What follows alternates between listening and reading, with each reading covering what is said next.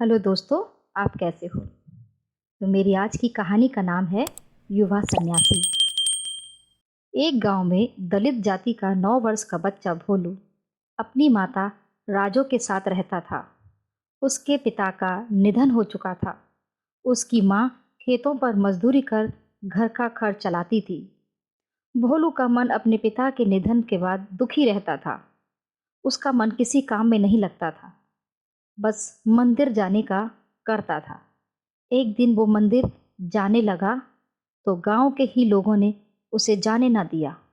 अरे अरे, कहाँ जा रहा है? तू निम्न जाति का है, तू अंदर नहीं जा सकता। और भोलू बेचारा मंदिर के ही बाहर बैठ गया।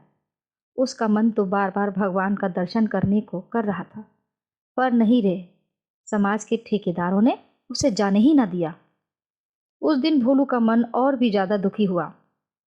सबके चले जाने के बाद पुजारी साधु राम बाहर आए और बोले, भोलू, ये ले प्रसाद।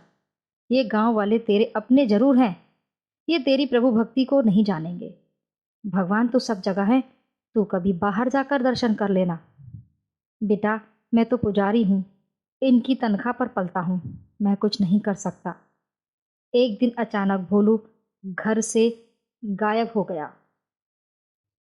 और राजू उसे बहुत जगह ढूंढी, पर वो नहीं नजर। किसी ने भोलू को ढूंढने में उसकी मदद नहीं की। कोई भी रिश्तेदार राजू के साथ नहीं था। एक माँ का इकलौता बेटा उसकी आंखों से ओझल हो जाए तो दुखों का पहाड़ टूट पड़ता है। देखते ही देखते 12-13 साल बीत गए। बेचारी राजू अब जर्जर हो गई थी अपने भोलू के इंतजार में। अब तो आंखों का पानी भी सूख गया था। गांव वाले ही भोजन दे जाते तो बस जीवित रहने लायक खा लेती। बस आंखों को एक ही आस थी कि शायद भोलू वापस आ जाए। कुछ दिनों से गांव के पास ही नदी किनारे एक युवा सन्यासी ने डेरा डाला था। वो सन्यासी स्पर्श चिकित्सा में माहिर था।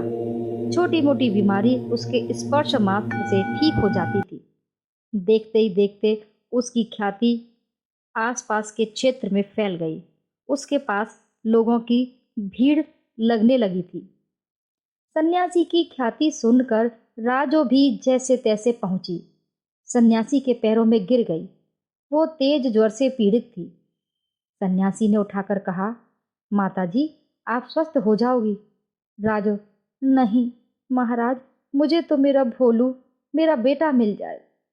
अब कितनी सांसें बची हैं, बस उसे ही देखने को जिंदा हूं। पता नहीं किस हाल में होगा मेरा लाल। आप कोई चमत्कार करो कि मेरा भोलू वापस आ जाए। उस सन्यासी को जोर का झटका लगा। ये भोलू का नाम सुनकर उसने बुढ़िया को उठाया और उसे देखकर उसे कुछ याद आ गया। अरे, ये तो मेरी माँ है।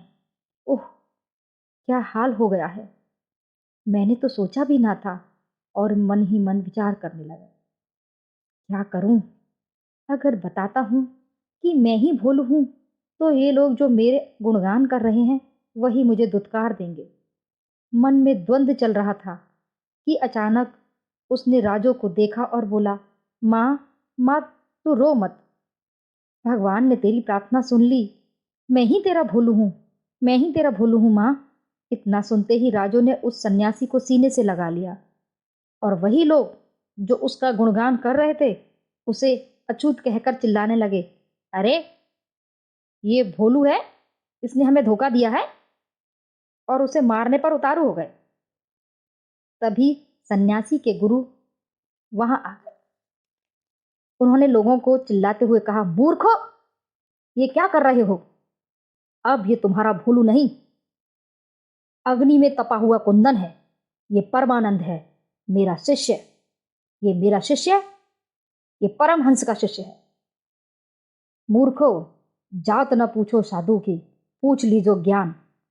सन्यासी की कोई जाति नहीं होती, उसका गुरु ही उसकी जाति है। उसकी गुरु शिष्य परंपरा का आधारशिला होता है। ऊंचे कुल क्या जन्मिए, जो करनी ऊंच न हो। सब लज्जित होकर खड़े हुए अपनी करनी पर पछता रहे थे। तो देखो दोस्तों, साधु सन्यासी की कोई जाति नहीं होती। हमारी इसी गलत सोच का फायदा विदेशियों ने उठाकर हमारे ही लोगों को पराया कर दिया। तो आज की कहानी बस इतनी ही। जय हिंद, जय भारत।